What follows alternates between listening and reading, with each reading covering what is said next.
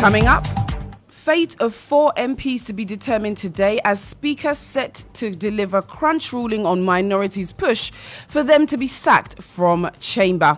Also coming up, NDC describes as surprising disqualification of parliamentary candidate for our Memphis Central constituency as it vows to punish sitting MP Peter Acquah.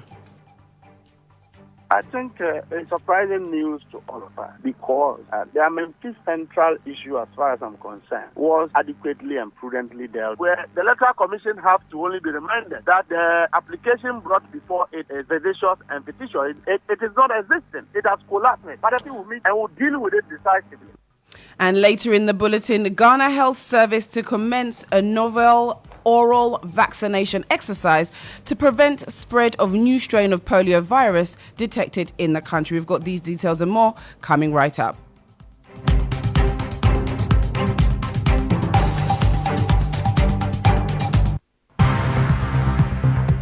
Star News is coming to you live on Ultimate 106.9 FM in Kumasi, Empire 102.7 FM in Takrady, Zeps 95.9 FM in Zebila, Nissim 100.1 FM in Lamshao, MyStar Radio in the USA.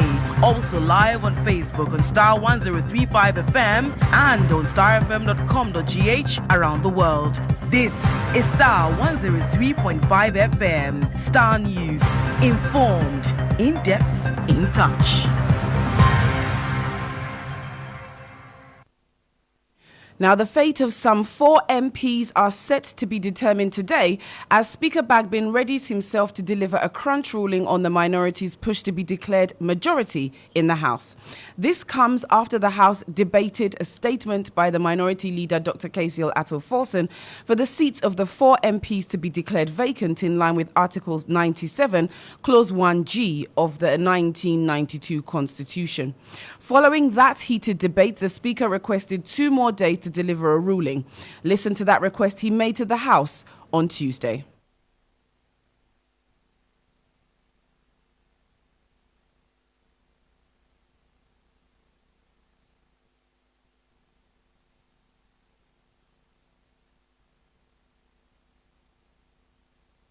I have listened to the comments from members after the minority leader submitted before the House a statement under Order 93.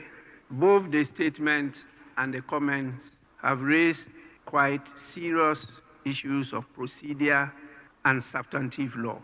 And I think I need time to go through them. Because what I believe is that do unto others as you want others to do unto you.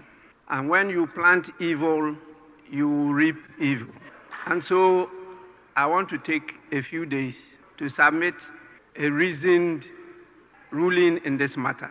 I see that this is not only an urgent matter, but a very serious national issue. Please kindly give me these 2 days, and I'll come here with a well-written ruling. I will submit it to all of you so that at the end of the day, justice would have not only been done, but would have been seen to be manifestly done in this matter. You're still listening to the Star Breakfast News. Still to come, NDC describes as surprising the disqualification of parliamentary candidate for a Memphis Central constituency as it vows to punish sitting MP Peter Acquah. But before bringing you those details, there's something that is on the heart of every journalist and supporter of free speech. Now, this morning we stand in solidarity with EIB Network's legal affairs correspondent Murtala Inusa, who was attacked yesterday at the court where justice is supposed to be served. Now, some people took the law into their own hands, attacking the very institution that informs and educates him. Now, this behavior should not go unpunished.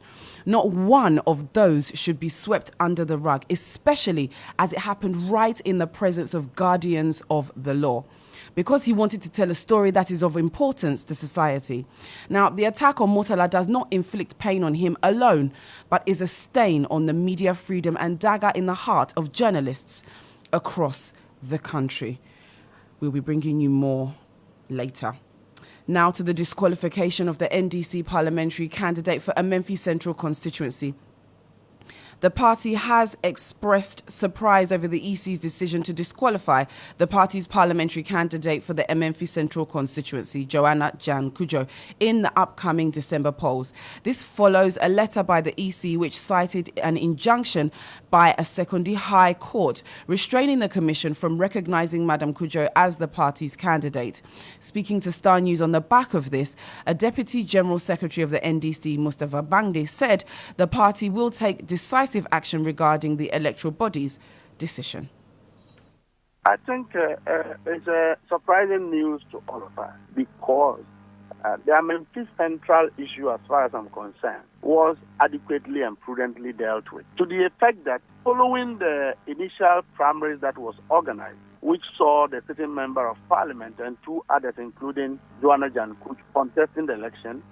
They went through the election successfully, and then Joanna won. The MP believed that the candidature of, in fact, the qualification of Joanna Jan Kujo was questionable in his opinion. Now, this is what the court did. Instead of the court determining the matter, the court decided to adjourn the matter beyond October, where the Electoral Commission have to only be reminded that the application brought before it is vexatious and fictitious. It is not existing. It has collapsed. But I think we'll meet and we'll deal with it decisively. On to health matters. The Ghana Health Service is commencing a novel oral polio vaccination exercise in the Ashanti region following the detection of a new strain of the polio virus recorded in the country. Now, the circulating virus-derived polio, which was found in the eastern region last month, has been linked to a type 2 strain found in Algeria. The vaccination will cover all children under 5 and is aimed at halting any possibility of any further spread. My colleague, Ashanti Regional Correspondent Ivan Heathcote Fumador, has more. The Ghana Health Service has stepped up surveillance of polio following the detection of a circulating virus-derived type 2 polio strain, which bears similarities with viruses found in Algeria.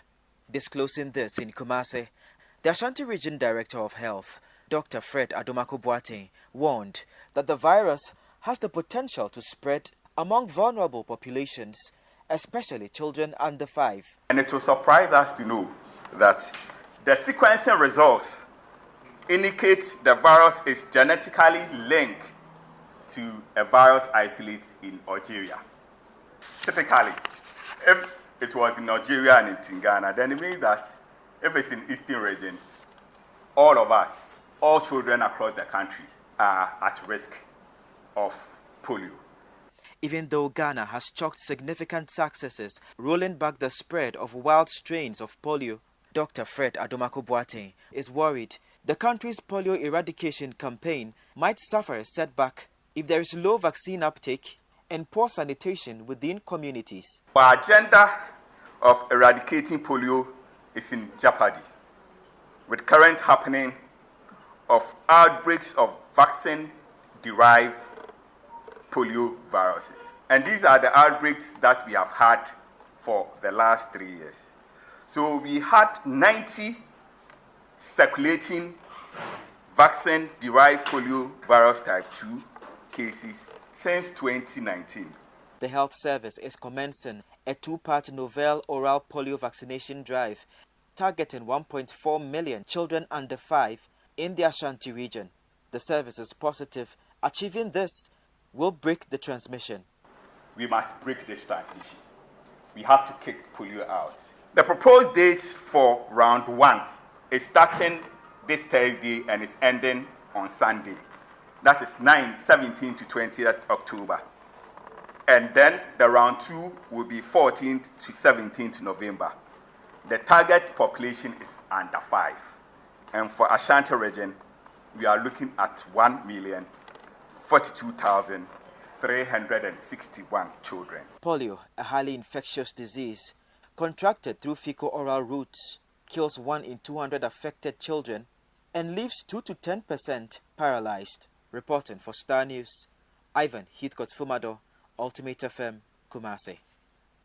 And the jabs continue to be thrown as a senior aide to NDC presidential candidate John Dramani Mahama, Felix Ofosu-Kwakye, has described as hypocritical the challenge thrown by President Akufo-Addo for the former president to debate Dr. Bawumia.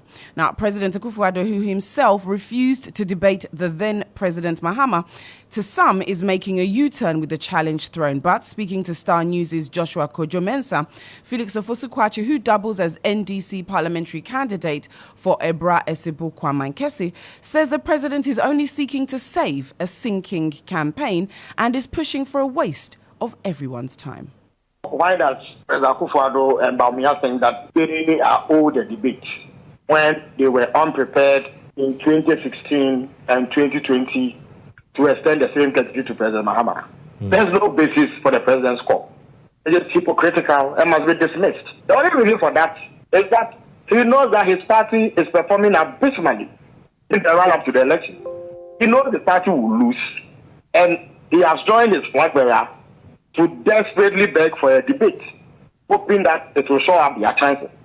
Otherwise, I don't see why he will come and waste everybody's time with this request. In addition to this, you see, a debate with Bawumia will be a dialogue of the deaf.